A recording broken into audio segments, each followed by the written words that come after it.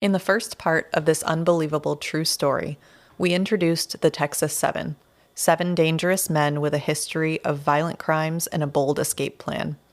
On December 13th, 2000, they broke free from a maximum security prison in a daring, meticulously executed escape. With the authorities scrambling in the immediate aftermath, a massive manhunt ensued.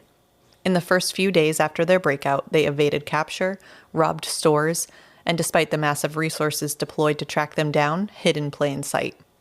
But by December 19th, just 6 days after their escape, their violent journey took a darker turn with the murder of a police officer, a crime that deeply unsettled the authorities but did not bring their capture.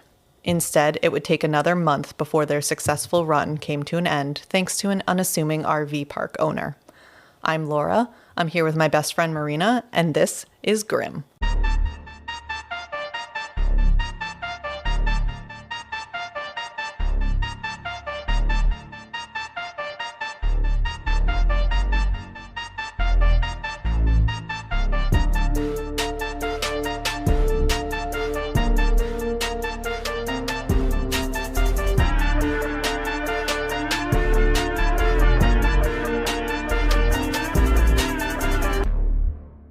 Support comes from ServiceNow.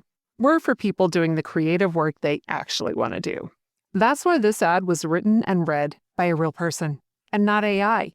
You know what people don't want to do? Boring, busy work.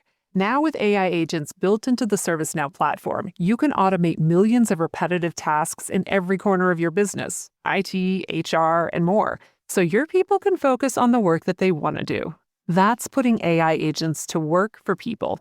It's your turn. Visit servicenow.com.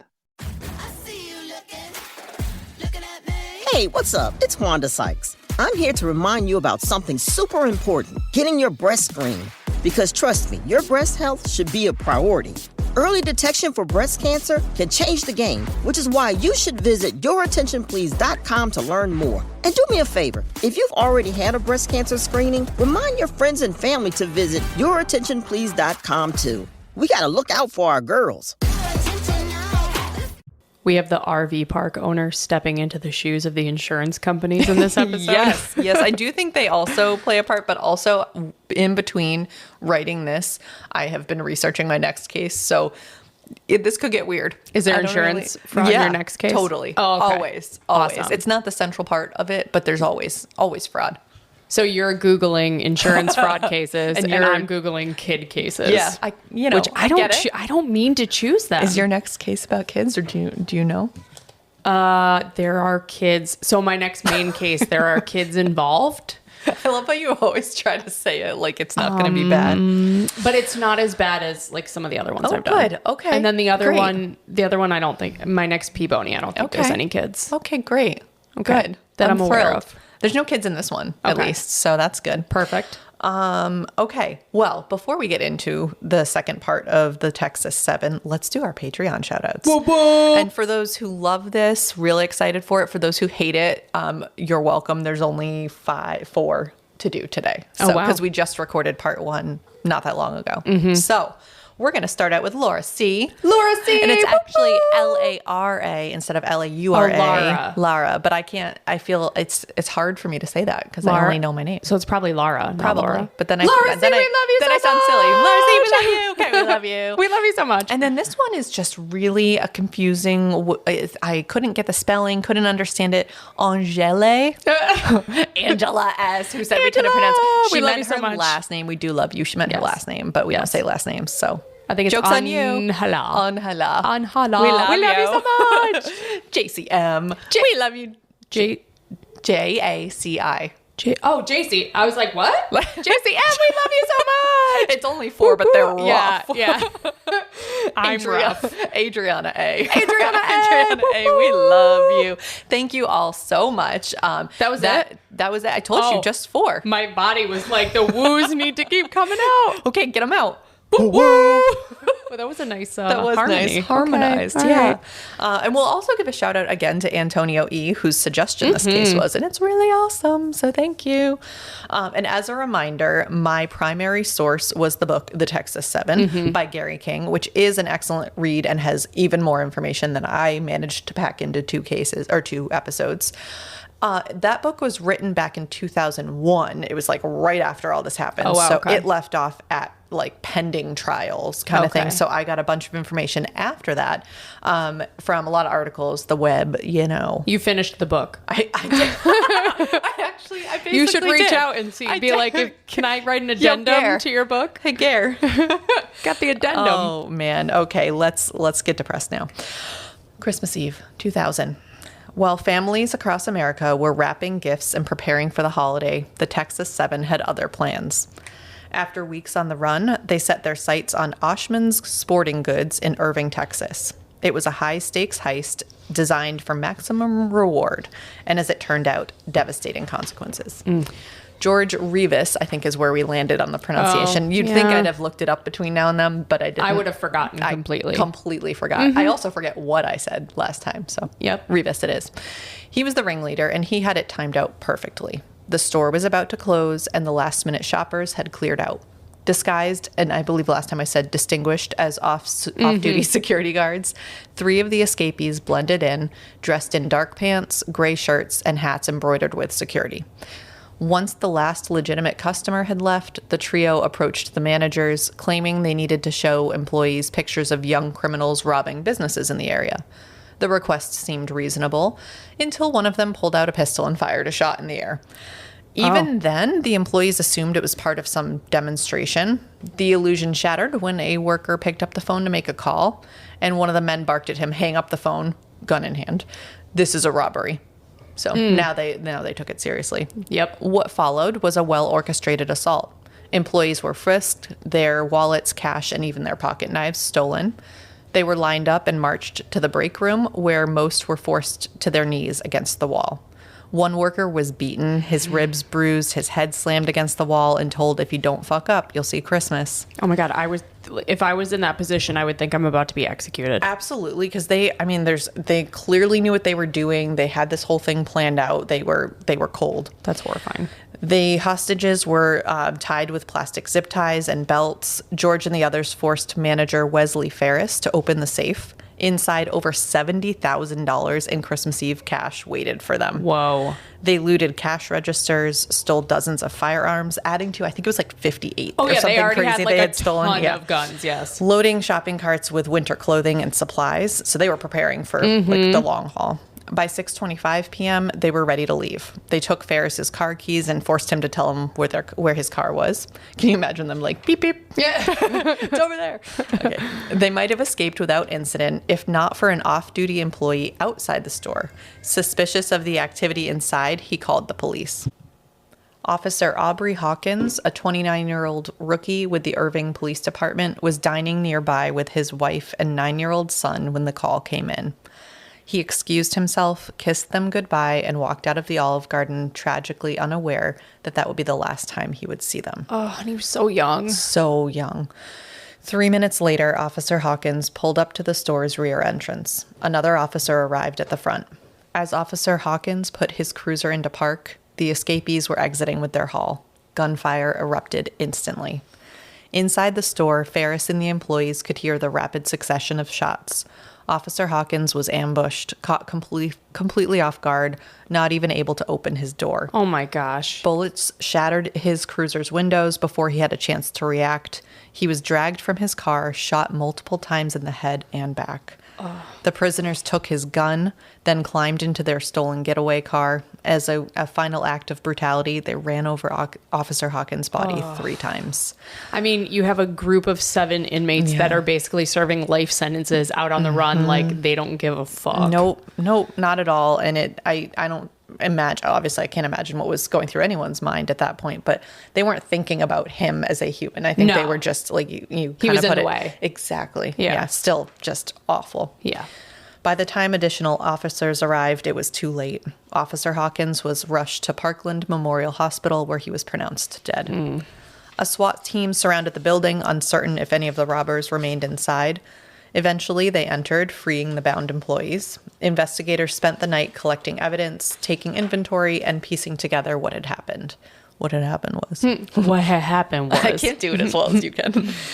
Witnesses identified several of the Texas 7 from photographs, leaving authorities with little doubt about what happened, but frustratingly no leads to bring them to justice. Officer Hawkins had always wanted to be a police officer. I want to talk just a little bit about him and wasn't quite sure where to put that in all of this. Those who knew him best said it wasn't just a job, it was his calling. A chance to make the world a better place, to serve, to protect. He was a kind man, devoted to his family and his work. Just days after his murder, a memorial service was held less than a mile from the store where he was gunned down. The grief was palpable. Friends, family, and colleagues spoke of a man who had lived for his loved ones and died in the line of duty, doing what he believed in. One longtime friend shared his memories of a tall, lanky, goofy kid who had grown into a husband, a father, and a dedicated police officer. The job had been his dream. To ensure his fellow officers could attend the funeral, the Irving Police Department made a rare request.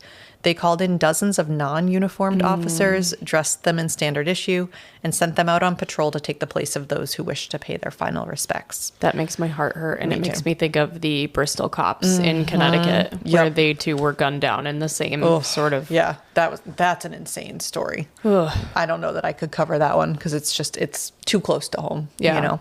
So sad. In this case, more than 2,000 officers from across Texas came to stand in mourning that day. Amongst the people who spoke about Officer Hawkins was his mother, Jane. But in addition to talking about the incredible man her son was, she asked for forgiveness, saying those people who did that to Aubrey, she said, don't hate them. It was a plea for justice, for peace, not for justice. That was all she could say. She gave the family's pastor a piece of paper to read. It said, as a baby, he was happy and loving. As a little boy, he brought dogs home to take care of. As a security officer, he took young people in trouble back to their parents. My son is not gone. He's in my heart, alive and sweet, kind, loving, helpful, and strong. The final tribute of that day was from the Irving police chief, who said, it's not how Aubrey died that made him my hero. It's how he lived. Oh, God. So just wanted to take a moment to talk about him because this is so focused. This whole case is so focused on the Texas 7. And I just wanted to spend at least a minute talking about someone who lost his life in this pursuit. You're making my heart hurt. I know. We're going to move on, though. Okay. 8 days before the Oshman's robbery, a dramatic reenactment of the Texas 7's prison break had aired on America's Most Wanted. Oh. It was a national broadcast seen by millions, and it sparked a flurry of tips, with callers claiming that they had spotted the fugitives. But when investigators sifted through the reports, there was nothing. No solid leads, no real sightings.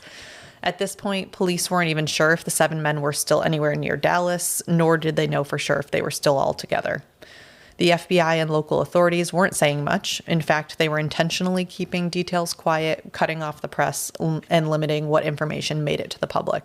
That's so hard. So I'm listening. It's making me think of a podcast I'm listening to now where they said they could have left it local, but they chose to give it a wider audience to try to get tips, especially if they think they're fleeing. But one of the, I don't know if it was somebody in the media or an officer, was like, if I tell you they're in a blue Jeep, that's all you're going to see driving are so blue true. Jeeps. They're like, so you get so many tips to comb through that they almost become useless. Yep, exactly. And we're going to talk about that in a second. And I was skimming to see if I could read it fast enough, which we know from experience I never can. But there was a time where they had put out, I think this was actually, I would have said it in part 1 if I said it, that the vehicle that had been in the Walmart parking lot that was like their getaway vehicle. Yep. There was so much confusion about what vehicle it was, if it was like an SUV or a car or what color it was. And I remember they had put out, it soon it became irrelevant, but at the time they had put out the specific, they like chose one.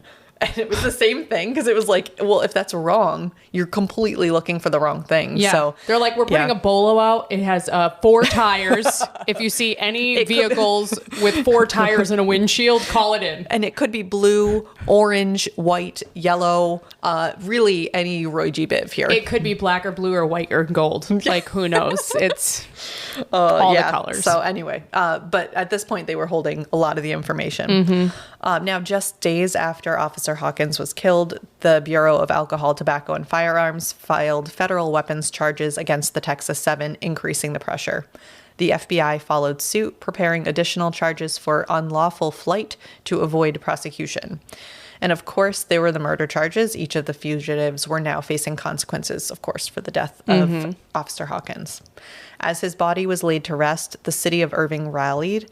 A $100,000 reward was announced, funded by local citizens, businesses, and the Irving Police Department, as well as the federal government, with the hope that someone or anyone with information would come forward. Yeah.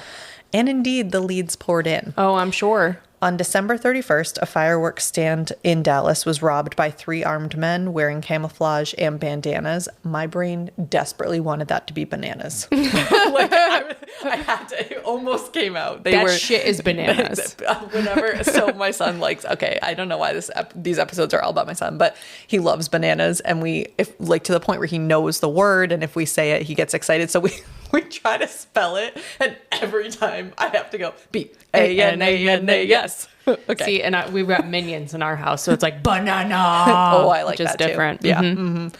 And actually, well, anyway, that's enough stories about my son. Dissertation on bananas. Yes. Or, yeah. The robbers bound the employees with duct tape, stole $3,400 in cash, a .38 caliber pistol, fireworks, and fled in a stolen Dodge Dakota. One reportedly declared, "We're not going back to prison," which is probably what kicked that off. Right. While the Texas Department of Criminal Justice dismissed the possibility that the Texas 7 were involved, the Dallas County Sheriff's Apartment... I'm sorry, the who now? I was the like, Texas County Sheriff's apartment buildings? At least they weren't in the maintenance officer. They weren't. The Dallas County Sheriff's Department remained open to the theory. Okay. The new year brought a flood of alleged sightings. Do you say alleged or alleged, or does it matter? I say alleged, but I'll say allegedly. Okay, because I have never in my life said alleged sightings. Today, I did. Imagine if I was like allegedly. Okay, touche. Yeah. Touche. So, you know what? It's not wrong. Okay, but it's also not right. It's not right because that's not how I do it. Okay. So, all right. Well, listen. All right. On January 4th, Denton police received over 100 reports of the escapees at locations like Kmart, Walmart, and even a Denny's. None were credible. Authorities blamed talk radio for fueling baseless rumors. That same day, Colorado police received an anonymous tip about the men driving a red Ford panel van. A license plate number was provided, but without knowing what state it was, it couldn't be traced. Meanwhile, Texas authorities believed that the escapees were still in the Dallas-Fort Worth area, possibly driving a Toyota Camry and a Honda Accord, so 2 cars because there's 7 of them, 1 black and 1 silver, but the specific color-to-car match remained unknown. On January 9th, Fort Worth police raided multiple homes linked to friends or relatives of the fugitives. 2 unrelated men with outstanding warrants were arrested. Real unfortunate for them. Did you say Fort Worth? What did I... What's wrong with that? It's Fort Worth? Fort Worth? You said like Worth. I probably did, but listen, we've spent approximately Is that near 78%. Old El Paso? Yeah, no, just the new one. Yeah, we've spent like 75% of both cases talking about my pronunciation or lack thereof of words. So sorry. I was pretty sure you said Worth. Well, I Fort also Worth. say, didn't we have the discussion about both? Yes, B-O-L-T-H. with the L. Well, listen, there's lots of letters in Fort Worth. Okay. Did I say it right? Worth. Yes. I couldn't let it go. Sorry. No, I'm so sorry. That one wasn't my fault. Okay. So anyway, this was very unfortunate for those 2 men who had the outstanding warrants, who were just like, well, shit. They ultimately, neither of them had any connection to the Texas 7. I should really not have picked a Texas case is the problem. I evidently can't pronounce anything there. Apparently. Okay. Manuel. They shall call him Emmanuel. Around the same time, media reports claimed 5 of the escapees were spotted at a Dallas fast food restaurant. That same day, authorities formally charged George and Donald with a separate robbery of a Radio Shack in a different town. Damn. All 7 men had already been charged with the capital murder for Officer Hawkins' death, but for the first time, prosecutors confirmed that they would seek the death penalty. Yeah.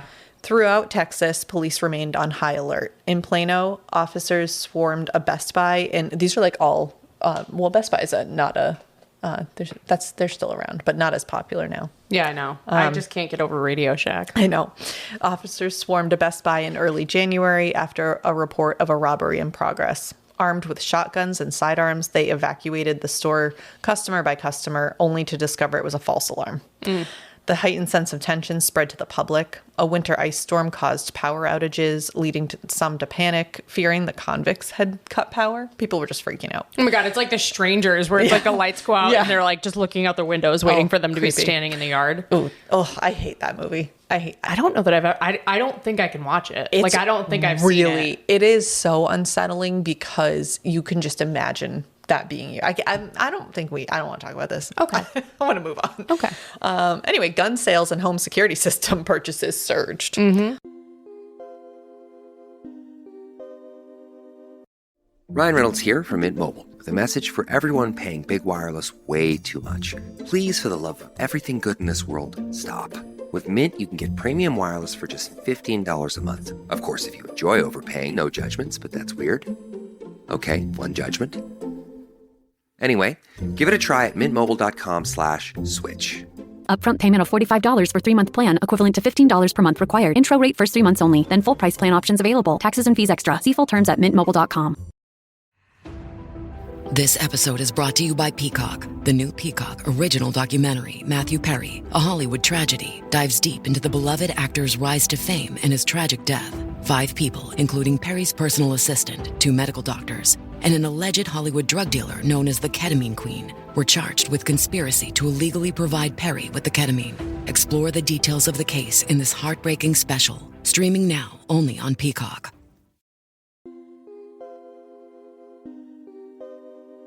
On January 15th, a promising lead emerged when a gas station clerk, and I'm just real stressed about all the town names, Navasota, Okay. Texas, I buy it. 74 miles north of Houston, claimed to have seen Randy and Donald. The men reportedly entered the store, tried on sunglasses, attempted to use an invalid credit card, and asked for directions. Surveillance footage was reviewed, but the image quality was too poor for identification. Yeah. Fingerprint evidence was also inconclusive, and the investigators ultimately dismissed the sighting. Well, this was what, 2000? It was probably like 2 pixels. They were like, yep, those are maybe people. Those are people, yes. Gender unknown faces, forget about it. That same day, the FBI contributed $140,000 to the reward fund, bringing the total to $440,000. Whoa. Days later, the ATF added $60,000, increasing it to $500,000. This massive sum attracted bounty hunters who, grim fact, were allowed to operate in Texas without PI licenses. Typically, you need a PI license, private investigator license, to go bounty hunting. But because these were prison escapees, they were exempt from that. I don't know why I found that so interesting. Interesting. I just like want to do a P-Bony on bounty hunters now. Do you know who would have known that? Not me. Dog. Yes. Yes. Okay. I don't know why that was funny to me, but it was real funny to me too. So thank you. Sightings continued across the country, probably also the county. A Utah gas station clerk suspected 3 customers were escapees and wrote down their license plate number, leading to roadblocks and a police stop, but the men were not the fugitives. Despite the growing fear, rumors, and reward money, the Texas 7 remained at large. On January 20th, America's Most Wanted aired its 3rd segment on the Texas 7, hoping to generate new leads. That Saturday night, Wade Holder, owner of the Coach Light RV Park in Woodland Park, Colorado, watched the episode and thought he might recognize the group. 7 men had checked into his park on January 1st, arriving in a 32-foot Pace Arrow RV with other vehicles. And we'll talk about it throughout the case, but the fact that they remained all 7, they're like, this is inconspicuous. No one will ever know that we're the Texas 7. yeah, if they had completely broken up. And nothing in the book said why they all stayed together. It was just like part of their thing. And I think they thought that if they were so brazen that that people would be like, no way, it's them. But that didn't work. So 7 men had checked into his park. I already said that because that's why we're talking about it. Okay. Yep. They claimed to be traveling Christians doing missionary work and had been polite and friendly. One had even joined a Bible study. Wade was uneasy after the broadcast and just couldn't shake his suspicion. The next morning, he checked the Seven's mugshots on the show's website, which I actually thought was pretty impressive. This is the year 2000. Yeah. He dialed up on his AOL It probably disc. took him 45 minutes just to look at one photo. But after carefully comparing the photos, he was certain these were the fugitives. Shocked, he hesitated. If things weren't handled correctly, it could turn dangerous fast. But he knew he had to act. Woodland Park, a small mountain town perched at 8,500 feet on the north slope of Pikes Peak, which is a beautiful area. I've never been there, but it looks beautiful. I have been there, and it's really funny. This is a quick little story. We drove up Pikes Peak, and we had a bag of Funyuns, as one does, in our car. And when we got to the top, it was like all puffed? completely blown up. Yep. That's a good story. I know. I really felt compelled to tell everybody about the bag of Funyuns. I have pictures if anybody wants to see them. That'd be really funny if I post them in the Instagram. I think I might have to do that. It's like the Texas 7 bag of Funyuns at Pikes Peak. I think I might do that. Okay. Either way, it was an unlikely hideout for wanted criminals. Surrounded by lakes, forest, and recreational areas, it was a peaceful retreat for those who wanted to eat Funyuns. Yet the Texas 7 had been living there unnoticed for over 3 weeks. Wow. At 4:00 p.m. on Sunday, January 21st, Wade finally called 911 and reported his suspicions to Teller County Sheriff's Deputy Nicholas Pennell. Pennell immediately contacted Sergeant, I always say Sergeant because it's spelled like that. So why is Sergeant Pepper? Sergeant Bud Bright is his name, which is just excellent. That is amazing. Who, despite being off duty, took the call. Stunned, Bright reached out to Sheriff Frank Fenn. They were all like, holy shit, call everybody. Yep. Frank Fenn was a seasoned investigator who had worked on 385 homicide cases in New York. That's a lot. The three agreed to meet within the hour to strategize. Wade provided additional details, mentioning that one of the men had missing front teeth and had complained about a painful dental plate. Fenn relayed this information to the U.S. Marshals in Denver, who then contacted the Texas 7 command post in Huntsville, Texas, over 1,000 miles away.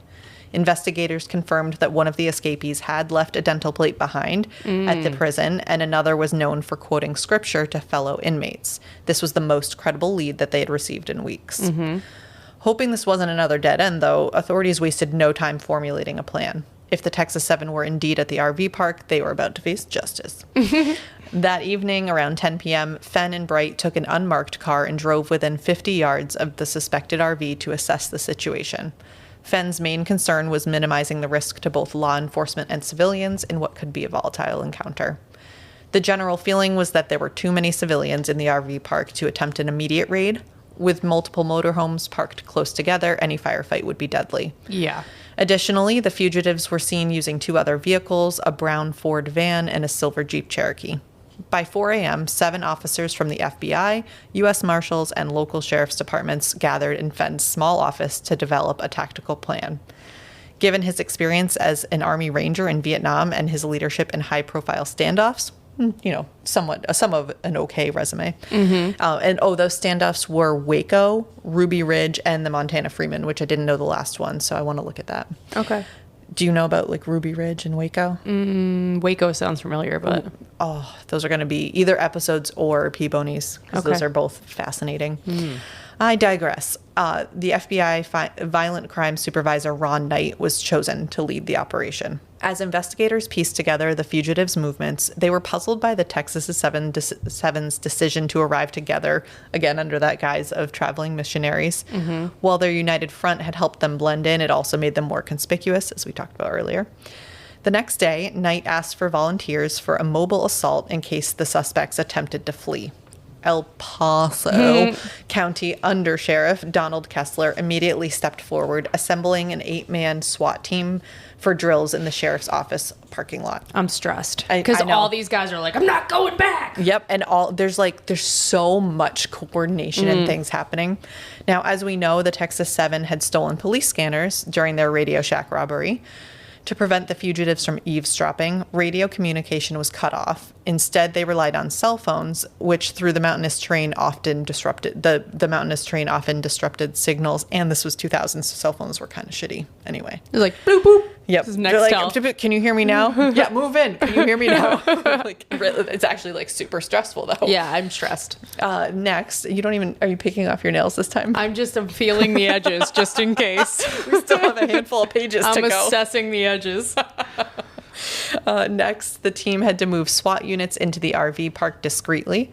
Sheriff Fenn had an idea. He owned an RV and offered to drive officers in pretending to be a tourist. To complete the deception, they changed the license plate to an out-of-state one. So they were like really paying attention to detail. This is like a Trojan horse with a camper. Funny enough, they dubbed the vehicle the Trojan horse. Yep. With their strategy set, law enforcement prepared for a high-risk operation. Shortly after dawn, as the operation was unfolding, but before the assault teams had fully positioned themselves, Knight's phone rang. An agent relayed an alarming news. The brown Ford van, previously parked near the fugitives' RV, was gone. How nobody watched it happen, but anyway. There were too many people there. No, and literally. They were all like, somebody else must be watching. They just like literally they had driven out before there was a perimeter set. That's all. They just luckily, because they obviously didn't know what was going on, just by luck.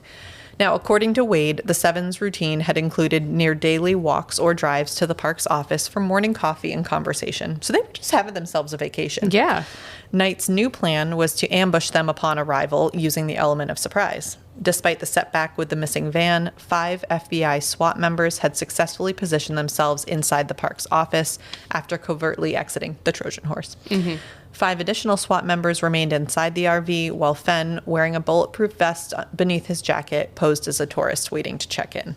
Their heart rates must have been, or maybe they're not because they're like calm, cool, and collected, but I would have like not been able to hear anything over my own heartbeat. Oh, I couldn't do any of those. My heart's like beating. I already know what happens. Yeah. Meanwhile, police snipers took up vantage points on a nearby hill overlooking the Texas 7's suspected hideout. Then another complication arose. 3 men exited the Pace Arrow RV and got into the silver Jeep Cherokee. Fenn, stationed several hundred feet down the hill, received word of their movement and quickly retreated into his RV. However, instead of stopping at the office, the Cherokee drove past them and onto U.S. Highway 24. Oh, no. They're like, wait, come back. That didn't put the coffee. I have donuts. Okay. Anticipating such a scenario, the El Paso County Sheriff's SWAT team had volunteered to intercept a moving vehicle if necessary. They trailed the Cherokee in a black van and a white Chevy Tahoe, maintaining a discreet distance. Then, things got worse yet again when the suspects pulled into a Safeway grocery store parking lot, the very location of the law enforcement communications outpost. Oh, okay. Officers held their breath, praying the fugitives wouldn't notice the clearly marked sheriff's van stationed behind the store. Sheriff John Anderson, observing from a safe distance, attempted to warn his colleagues via cell phone, but couldn't get a signal. Oh, no. He exited his vehicle, dressed in civilian clothes, and cautiously moved closer. To his relief, the driver soon emerged from the store, got back in the Cherokee, and drove away. Oh, my gosh. As a SWAT team member managed to get a call through alerting command that the Cherokee was heading east on Highway 24, Lieutenant Ken Moore positioned himself farther down the road to intercept it. As the pursuit continued, the Cherokee pulled into a Western convenience store and gas station. This was the team's moment. In a swift, well-coordinated maneuver, one officer blocked the Cherokee from the front while the SWAT team's van boxed it in from behind. 6 heavily armed officers sprang from the van, aiming their rifle at the suspects. Terrified customers scattered, which is nuts that the customers were there, screaming as the tense standoff unfolded. The SWAT team cautiously advanced, weapons locked on target. The driver, later identified as Joseph Garcia, one of the 7, was pulled from the vehicle and thrown onto the pavement. A search of his fanny pack, which LOL, revealed a handgun. Michael Rodriguez, seated in the backseat, was next. We really come full circle with fashion. We do, yeah. They're really helpful, though. Especially know. with a kid now, I'm like, anything. I don't care what it looks I know. like. Fanny pack, give me my bell hands. bottoms. Yep. Yeah, I know. they're back. Sorry, that made me think of, I watched a TikTok that was like, getting older is just watching jeans get wider and skinnier and change shape. And it was just really funny because it's true. It is true. It's funny because it's true. Okay. As he was removed, a gun fell from his pack onto the ground. A SWAT officer kicked it aside while another frisked him, uncovering yet another weapon. George, the front seat passenger, hesitated. His fingers twitched, perhaps considering a desperate escape or reaching for an unseen weapon. After a tense standoff, George peacefully surrendered. The escapees were handcuffed and placed in separate patrol cars and then transported to Teller County Jail. That was smart of George, because I don't think that the SWAT team would have hesitated into turning him into Swiss cheese. Absolutely. And I think that's literally what he was observing, was just like, well, I literally can't go anywhere. I'm only going to die anyway. So Okay, so they have 3 out of 7. with 3 of the fugitives captured, good job, and 4 still at large. You could have figured that one out too. Texas law enforcement knew their work was far from over. They had no leads on the brown Ford van or its driver, nor did they know if any of the remaining escapees were still at the RV park, because they knew the vehicles left but didn't know who was in them. That quickly changed when local police intercepted a phone call shortly after George, Michael, and Joseph were arrested. The caller warned, they're searching cars and they might be on to you. Authorities couldn't determine the caller's identity or location, as many motorists near the roadblock were using cell phones. That's why they couldn't get their cell phone through, 'cause so many other people were using it. However, they believed the tip-off had come from a car nearby. Realizing they had lost the element of surprise, Fenn packed as many SWAT members as possible into an unmarked vehicle — that part seems unnecessary — and returned to the RV park. Snipers took positions on a ridge southeast of the suspect's RV, while additional SWAT personnel secured the surrounding areas to establish a 360-degree perimeter. A sniper soon reported seeing someone inside the RV holding a long gun. FBI agent Mark Mershon, newly arrived at the scene, ordered negotiations be attempted before any force was used, which was very good for them, that they were trying to save lives. Special Agent Mark Holslaw, armed with a bullhorn, called out, "You're completely surrounded. Come out with your hands in the air." A man briefly appeared at a window before retreating. Moments later, the RV door opened and Randy Halpern emerged, hands raised. "I'm hurt. I've been shot in my foot," he shouted. After moving a safe distance away, officers took him into custody. Randy informed agents that Larry Harper remained inside, heavily armed, including an AR-15 capable of piercing bulletproof vests. Ooh, did he shoot himself in the foot? I don't know, because I didn't even catch if they heard a gunshot or anything. I'm not really sure what happened there. I hope he shot himself in the foot. I think he wanted to look. Yeah, I don't know. I don't know. By the way, the cops wanted them to come out alive so that they could give him the death penalty and kill him themselves. Touche. Yeah. Well, yeah, just so they could make sure everyone knew that that's what happened. Yes. Authorities. So Larry Harper had the AR-15, which is capable of piercing bulletproof vests. Yes. Larry wanted to speak with his father. Authorities agreed and began searching for his father, while Holslaw relayed the offer via bullhorn. Larry did not respond. At 12:45 p.m., a muffled gunshot was heard inside the RV. 15 minutes later, another, clearer shot rang out. No further movement was detected. Concerned it could be a trick, authorities hesitated to enter. More attempts to communicate went unanswered. Finally, one of the FBI snipers fired 3 tear gas canisters into the RV. Still no response. Agents then deployed a flashbang device. Again, nothing. Special Agent John Gedney drove a SWAT vehicle with bulletproof shielding toward the RV, while the other agents advanced behind it. Once close, Special Agent Rich Price forced the door open. As agents stormed inside, they found Larry's lifeless body, 2 handguns beneath him, and a Bible with a suicide note nearby. He had shot himself twice in the chest, the second shot proving fatal. That was a really rough 15 minutes, I think. Ooh, and shoot yourself once and have it not be effective. That's what I mean, for 15 minutes. And it's crazy. Oh, wait, so that's only 2. Yep. So now only Patrick and Donald remained. Okay. Investigators learned that the 2 had taken the brown Ford van and focused their efforts on tracking it down. On January 23rd, Woodland Park resident Wilma David heard a news report about the van while she was driving to work. Stopping for breakfast at the Hungry Farmer restaurant, like that, she noticed a brown Ford van matching the description parked outside. After going inside, she called the police. Officers quickly confirmed it was the fugitive's vehicle. Keys in the ignition, 2 boxes of men's hair dye inside. With a Quality Inn motel next door sharing the parking lot, law enforcement swarmed the area, sealing off streets, evacuating guests, and conducting a room-by-room search. Yet Patrick and Donald were nowhere to be found. Uh-oh. Shortly before 9 p.m., a desk clerk at the Colorado Springs Holiday Inn, just across from the abandoned van and the Quality Inn that the police had searched earlier, called authorities. Which I would just like to say, you didn't check the other side of the street? Like, for all this coordination, they were like, it must be right next to the one in this parking lot. You don't look across the street, too? They were at the hotel, motel, Holiday Inn. Quality Inn. Oh, damn it. I thought it was the Holiday Inn. Didn't you say Holiday No, I Inn? did. I just, it's Okay. funnier to make the correction of the Quality Inn. It's, yeah. It's just funnier. I thought it was the Holiday I thought Inn. it was Sorry. a funny joke. Okay. It was a Holiday Inn. It was both. There was the one. Oh, okay. The one. It was both. Okay, BOLPH. Okay, sorry. A man in a hooded jacket had checked in that evening, paid cash, and requested a ground floor room. He was in room 426. Almost immediately, police quietly surrounded the hotel. Officer Tim Stevens, backed by 5 SWAT members, knocked on the door with his gun drawn. No response. Housekeeping. That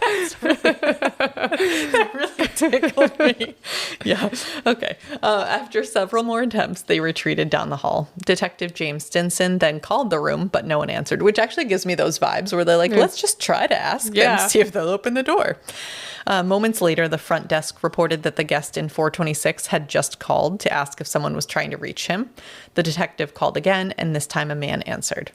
I'm Patrick Murphy, he said. I've been in Texas prisons a long time. I don't know how you did this, but you got us. In the background, officers heard a shotgun being cocked. SWAT quickly evacuated the hotel wing and cut power to the fugitive's room. Shortly after, negotiators arrived and were able to confirm that Donald was also in room 426. Over 5 tense hours, Patrick made a single demand. He and Donald wanted to speak live on MSNBC before surrendering. With no MSNBC contacts, police arranged a compromise. Each fugitive would get 5 minutes on a local station, which also really tickled me because they're like, we want to be on nationwide, like well-known, everyone sees us, and they're like, best we can do is 5 minutes on KKTV or whatever it was. I think that's actually what it was. At 3:35 a.m., and nonetheless, it's at 3:35 a.m. That's when they went on. Some people are watching it. Some people are up.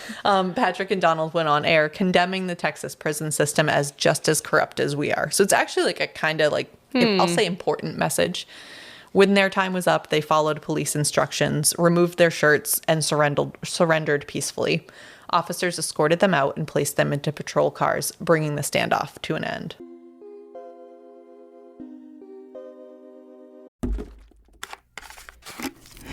Clorox Sentiva smells like lavender. Cleans like Clorox. And feels like...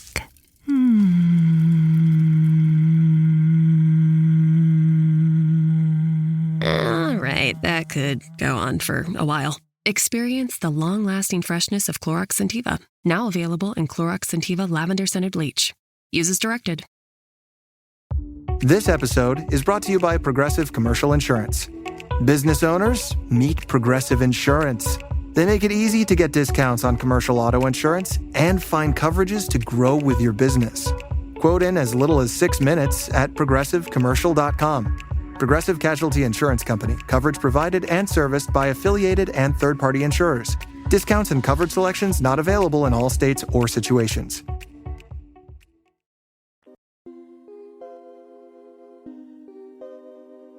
As investigators pieced together the fugitive's journey, they uncovered an unusual act of generosity. During one of their stops, Larry, the one who had committed suicide, had attended a church service during which the pastor requested prayers for 2 struggling church members in need of a car. Days later, the pastor's wife found a car title and keys in the church mailbox, along with a note, "May God bless you as he has blessed us." The note provided instructions to a nearby Motel 6, where a 1986 Honda was parked. When she arrived, the keys fit. As she drove away, she noticed a curtain shift in an upper floor room, as if someone was watching. Suspicious, she called the police, only to learn that the car had been legally purchased in Texas, and it wasn't until after the Texas 7's arrest that she realized the donation had come from them. Oh, wow. See, I was thinking they must have stolen it, but I forgot they stole that like $70,000 from the sports place. They effectively stole it. Well, yeah, but, that's okay. They stole it by proxy. Yeah, details. Yeah. Days after his arrest, George began talking, so much so that a judge actually eventually issued a gag order on him. George admitted to killing Officer Hawkins, claiming Patrick had radioed the group about the approaching patrol car. George fired warning shots before hitting Officer Hawkins' bulletproof vest. He later fired 3 more rounds, though he couldn't explain why. He also didn't address why Officer Hawkins was run over 3 times as they fled. After being wounded in the escape, George said he had sewn up his own wounds with dental floss. Oh. Yeah. George also talked about how the escape had come to be. He insisted he chose his crew carefully, trusting them completely. He claimed their escape only took 3 weeks to plan, contradicting prison officials who were like, no, you definitely did that for a lot longer. Mm-hmm. Initially denying outside help, he later admitted someone had arranged for a getaway vehicle. Well, duh, because they were all in prison and there was a car waiting for them. Right. By Friday, February 2nd, investigators had uncovered who that someone was.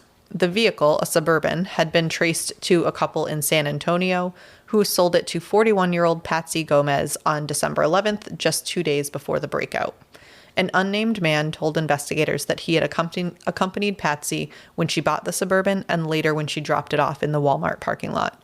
At the time, he was unaware of its connection to the escape, but days later, amid the growing media coverage, Patsy admitted to him that the vehicle had been used as the getaway car. How did she know them? Are you going to tell me? Yeah. Okay. That was a great survey. Go ahead. Segue, not survey. Investigators searched public records and found that Patsy had previously purchased a car with Raul Rodriguez, who had visited his son, Michael Rodriguez, in prison shortly before the escape. With an arrest warrant in hand, authorities found Patsy in a San Antonio bar, which also made me just giggle because she's like, shit, man, let me just throw this rest of this Bud Light back. Facing evidence and potential charges, she admitted her role in acquiring and delivering the Suburban. She lived in a rented house with 2 girls, which is sad, and made a living selling flowers at bars and restaurants, which also makes me sad. Oh, that's like, who is the woman that sold moss? It's like, somebody commented that there are like 13,000 species of moss, by the way. But didn't I research that and include it in part 3? I want to say that I checked into it. She might have commented on part 2. I don't know. Okay, I think I looked into it for the 3rd part and included the moss statistics. Yeah, was that Murdoch? What was that? I don't know. You've done a lot of 3-parters. No, it was Colleen Stan, I think, right? Yeah, Wasn't she collecting and selling moss? I think it was her. Yeah, okay. Anyway, flowers at bars and restaurants. Okay, same yes. thing. Mm-hmm. When pressed about her connection to Raul, she cooperated fully, implicating him as well. According to investigators, Raul, after conspiring with his son, asked Patsy for help and gave her $3,700 in cash to purchase the Suburban. Great deal. Mm-hmm. Suburbans are great cars. She bought the vehicle and, accompanied by a male friend, which we know about, drove it to the Walmart parking lot. There, she left the title, $300 in cash, and the keys hidden in the tailpipe. A red ribbon on the dashboard marked it for the escapees. Simple. Authorities charged Patsy with 7 felony counts of permitting or facilitating an escape.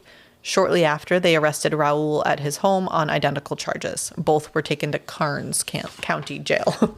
That's rough. I mean, you were part of it, like getting the getaway vehicle. And but ultimately, like you're lucky you're not connected to the death of Officer Hawkins. You know, I mean, at some point you have to cut the line. But right. Yeah. Patsy took a plea deal, pleading guilty and agreeing to testify against Raul in exchange for a lighter sentence. She had to pay a $10,000 fine and be on probation for 10 years. I mean, the fine is probably a big deal. That's a lot. I'm not sure the flowers are paying for that. She's like, Raul, I'm going to help you. But just so you know, if they catch me, I'm going to sing like a fucking canary. Absolutely. It really actually is weird. She's like, I don't know. She was like, I feel like she didn't really know what she was doing and why and the significance. I don't know. It's very strange. She was a patsy. Well done. There is that, but the odds are I'm going to like end the recording by accident if I try to hit it. Don't touch the button. Raul pleaded guilty to charges of escape and providing implements for escape, which I found interesting. I wonder if I summarized that incorrectly or read that incorrectly. Say it again. Guilty to charges of escape and providing implements for escape. The second part made sense, but like he didn't escape. But maybe I shortened that. I don't know. He was sentenced to 10 years in prison for the escape charge and 5 years for providing implements, along with the $10,000 fine for each convict. I wrote conviction, but each convict. He could be with his son now in prison. Exactly, yep. As for the 7 themselves, each man faced his own trial, with the prosecution focusing on Texas's controversial law of parties. Do you know what that is? No. I'll tell you about it. This legal doctrine holds all participants in a crime equally culpable for murder committed during a felony, regardless of who pulled the trigger. So if you were like involved in it, even if you didn't actually shoot the person, you get murder. We call that felony murder. Really? So if you're the getaway driver for like a robbery and the person inside robbing shoots the cashier, like you are as guilty of murder because it's like murder during the commission of a felony. Oh, they made it like a really big deal that it's like controversial law. But okay, well maybe it is controversial, but it's we just call it felony murder. That feels. I'm not going to debate the fairness or not of law, but like in general, in this case, it seems fair. So, yes. Michael Rodriguez was indicted on capital murder charges for his involvement in Officer Hawkins' death, along with additional charges related to the prison escape and the series of robberies that followed.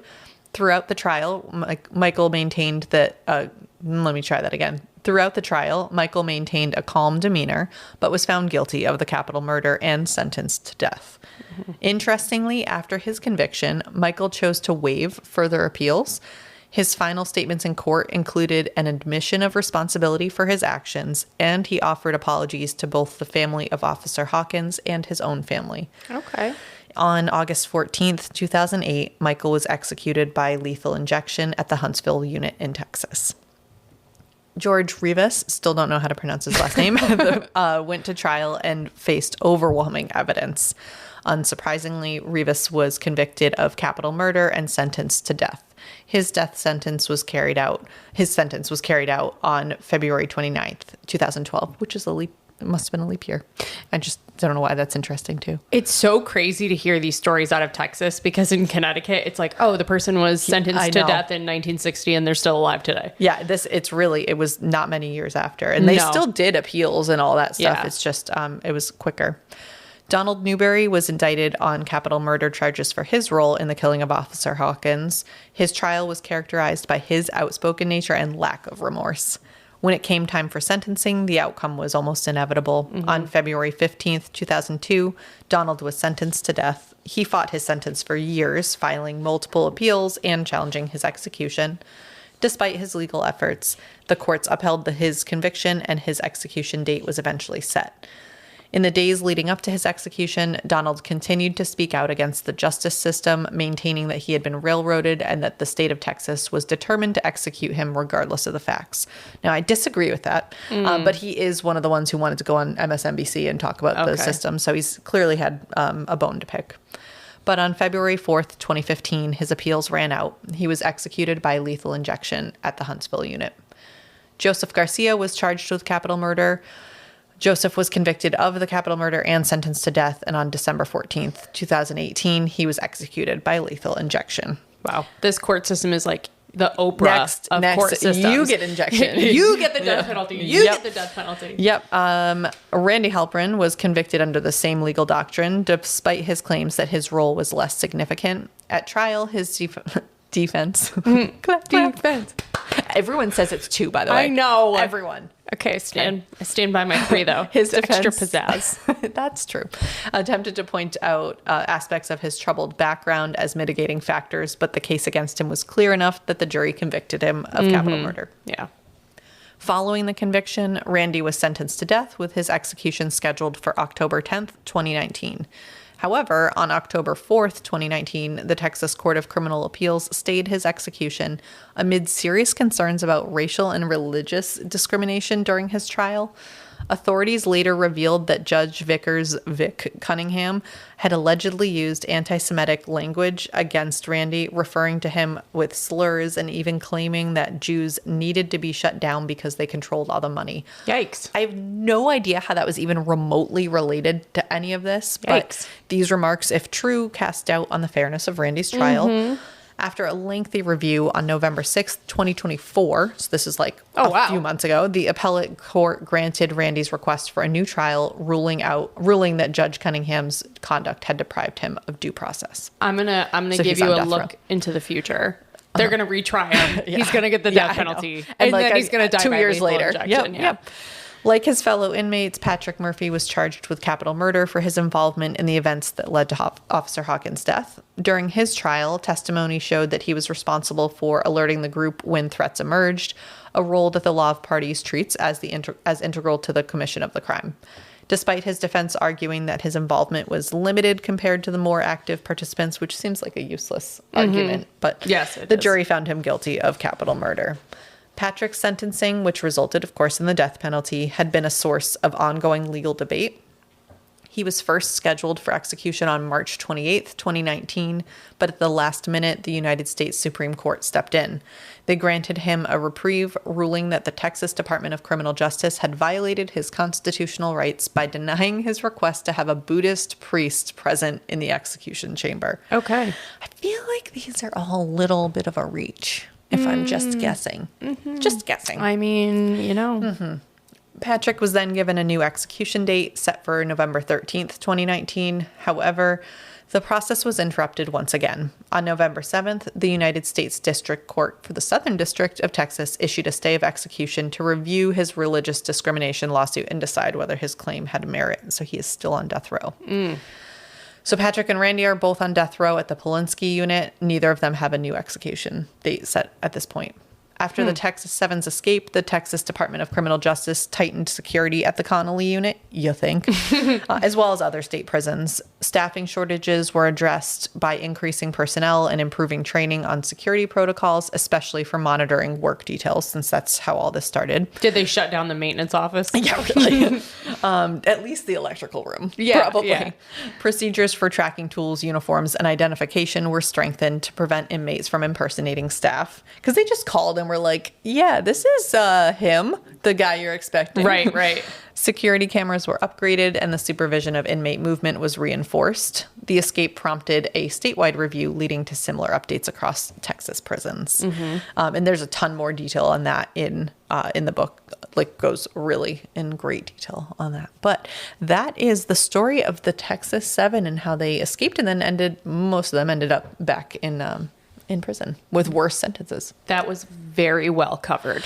Thank you. That I was really on the edge of my seat. And are your nails still on? They're still on. We've Okay. got some loose edges, but they're still attached. We should emphasize we're talking about like both of us do the semi-cured gel nails, so it's not her. I think of that every time. But we're not talking about her like real nails, just in case anyone's like concerned. So, yeah, I'm over here like sawing my fingers off. But I can't take a ton of credit for the coverage because it really is, that book is really good. So check it out. That's The Texas Seven by Gary King. And yeah, that's all. And in about 2 years, you'll be able to read Laura's book called The Texas Seven Epic Conclusion. Yeah, I should probably get clarification on the exact charges and all that. Maybe if I'm going to do that. But, you get it. One day I'll convince Laura to write a book with me. It's not going to happen. She says it occasionally. I do have a giant stack of, because, we print all our notes and all that. But you always hear them. Yeah. But, for now, if you're enjoying Grimm, don't wait for the book. Make sure you're getting the most in between episodes. You can subscribe to our Patreon by searching Grimm, a True Crime Podcast on the Patreon app or website. Depending on the tier you choose, you'll get a shout out like you heard at the beginning of this episode, especially if you give us a pronunciation, access to monthly bonus episodes, or even join our supremely awesome Discord server, which is like this, but even more unhinged. Yeah. So it's real fun. And let's be clear, you don't have to give us a pronunciation key to get a shout out. You don't know what you're going to get. And even if you give us a pronunciation key, you still don't know what you're going to get. Okay. If you don't want the commitment, no judgment here. We're now on Buy Me a Coffee. Visit buymeacoffee.com/Grimm. Just Grimm Crime Podcast. It's like kind of autopilot at this point. You can contribute a one-time amount on that site. I went off script. You can do it. Make sure you follow us on our socials to see the bag of Funyuns, and you can stay up to date and check out other episode pictures. You can find us on Instagram at Grimm Crime Podcast and Facebook searching Grimm, a True Crime Podcast. If you have a case suggestion like this one was, you may get a 2, 3, 4, 15-parter. Maybe you'll get a book out of it. I don't know. You can message us on any of those platforms, or you can send us an email at grimmcrimepodcast@gmail.com. And in like approximately a year and a half, I'll respond. Oh, I know. If you present me one, it literally occurred to me that some of these people may not even listen to Grimm anymore. I'm really sorry. We're so sorry. We try. Wherever you do listen, please rate us, or even better, leave us a written review. We'll read that in a year and a half as well. Thank you for being here, and listen, learn, and stay alive until next time, because the future is grim.